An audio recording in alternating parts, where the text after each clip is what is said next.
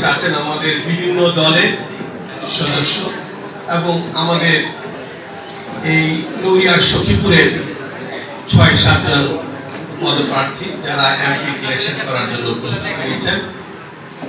আমি সহ আমাদের মাহমুদ ভাই, আমি মাহমুদ ভাই বললাম, আর হাসান সাহেব, আমাদের এখানে যারা আছে এবার ইমরান আছেন, পারভেজ, মোশারফ আছেন, তারপর আরো অনেকে, সবাইকে সালাম, আসসালামু আলাইকুম।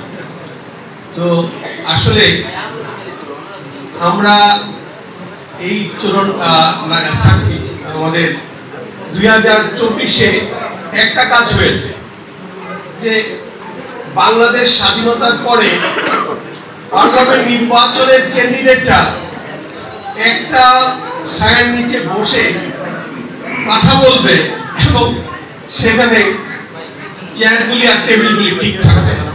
এর মধ্যে দেখা যেত টেবিল আর চেয়ার নাই, আমরা পাবলিক গ্লাস জানলা দরজা ভেঙে শেষ।